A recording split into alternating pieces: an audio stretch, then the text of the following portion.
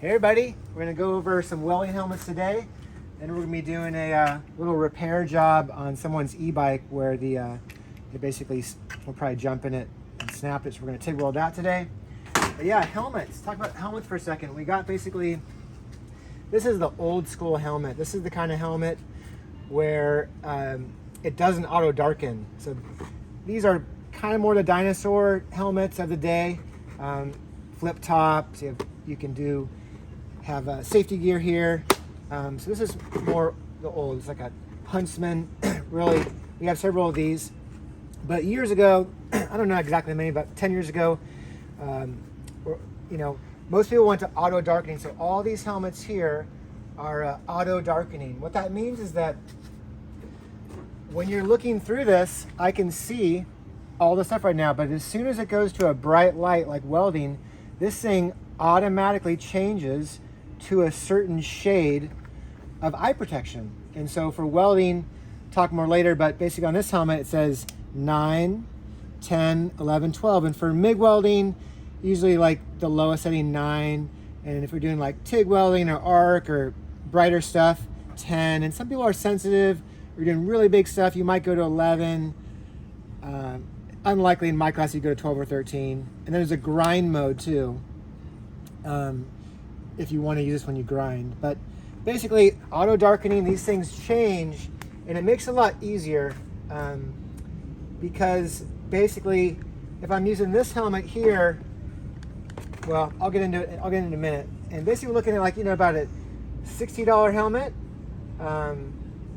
like a $50 helmet. If you're gonna buy a helmet for a welding class, I would get the one from Harbor Freight. It's Chicago Electric. It's $50. It's a really good deal. Then up from there, we have more of a name brand, Lincoln Electric. They're really popular, like a Ford Mustang, the brand. I get parts for this all day long, anywhere in the world. This is more of an $80 helmet. Then we have Miller, another good brand, kind of like, I'm gonna say like Pepsi and Coke, Lincoln Electric and Miller. This is more of like a maybe $300 helmet, maybe $350. And then we have this one here. This is my old helmet, and I upgraded this one. This one I saw today is like $672, but I think it was only maybe $500 when I got it, but its price has gone up. But this is a 3M speed glass. So now with this one right here for $50, you can weld great. This one over here, the 3M, maybe you can see a tad bit clear, but me being an old guy, I gotta get every advantage I can get. So I want to talk for a second about the helmets, and we're gonna take a look at these. First off, I want to say is that these outside protective things here, these things come out, and that's a little messed up. I could still weld with that pretty well, but these cost just a few pennies. So you can tell, like, you don't have to be a rocket scientist to put these in, right? You just figure it out. I have to kind of bend it here, bend it out. Now what I had someone do, it's in. What I had someone do this year though, some student, is they basically, I don't know, they took this out and they're like, oh, this is dirty. And they left this out.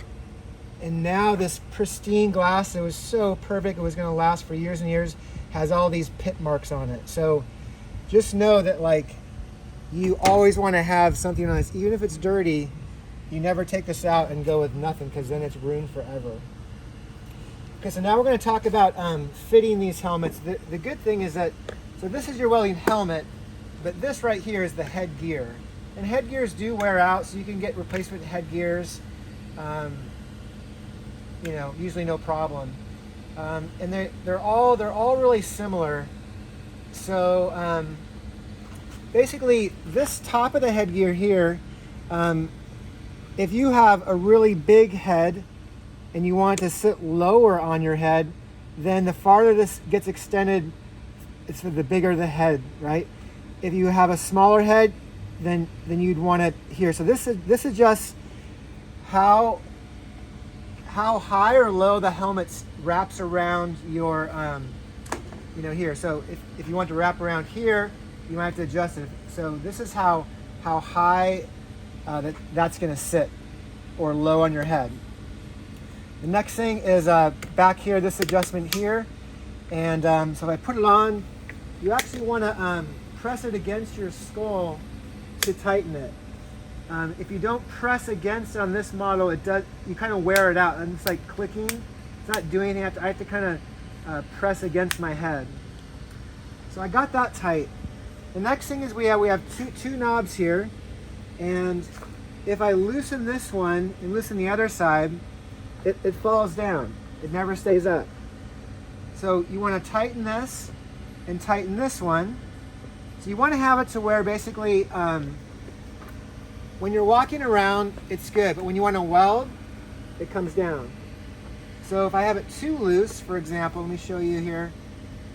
So it's like I walk around, it's kind of coming down. So if it's too tight, if I tighten it too much, here I'm ready to weld, it doesn't come down all the way nice and fast. So you want to adjust it to where you can walk around, but yet you can go boom. The next thing all these helmets have basically is this adjustment right here. You can see we have position 1, position 2, position 3, position 4. You want both sides to match. So, and what this does basically is it adjusts how far down the helmet comes. So if I have it way up right now, let me make sure I have this ready to go. So right now, it's basically like hitting my chin, and I don't like that. So I'm gonna put this here, probably just in the middle, position 3. So the same for both sides. And so again, if the helmet's hitting your chin or it's not going down far enough, that's what you adjust. Perfect. Good. I can even go one lower, but so now you know about all these knobs. Now, let me talk about something else, which is that if you basically are like, this is what some students do. They're like loosening this up, right? And they don't know what they're doing. They're new, right? Then this falls to the ground, right? And if you don't know, our shop is really hungry. It likes to eat up anything that falls. You'll never find it. It like rolls under stuff. So anyway, so then that falls to the ground. And then maybe this thing falls to the ground. And then maybe this thing falls to the ground. And then we're just kind of screwed, you know? It's just like to fix helmets. So I would just say, what I want to point out is that for this knob here, it's really just to either it's tightened or maybe like a half turn out, but that's it. So you either tighten it or loosen it, but never ever do you go like 1, 2, 3, 4, 5, never ever. All right, so that's my little wish would be that, you know, if it does fall to the ground, just be like, oh, Mr. You know, B, I made a mistake. Can you put it back together? Like, yeah, thanks so much for bringing me the stuff so we don't lose it. Also have headbands here too. So again, if you're in welding class, you know, and you want to have your own helmet where you got your own sweatband and you're not sharing, you know, $50. That's what I recommend. But let's check out these auto darkening ones a bit more. On the inside here, it says sensitivity and delay.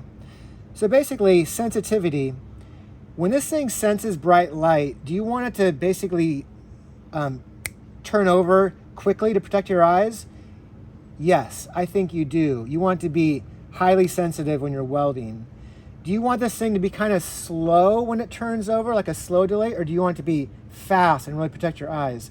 Probably fast. We want the delay to be as little as possible, and we want the sensitivity to be high.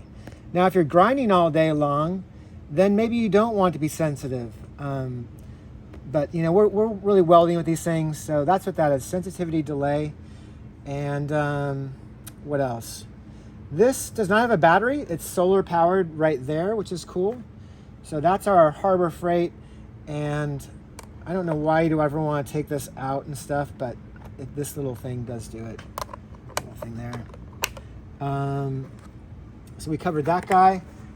Lincoln, we have definitely some Lincolns in the shop. Again, it's kind of nice. It's on the side.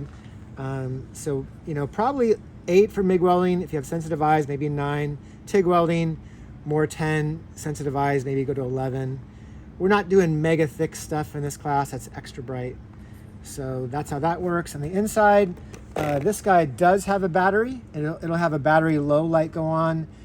We can hit the test button and it'll go dark, so that works. Sensitivity, so battery's right in here. You go over to open it.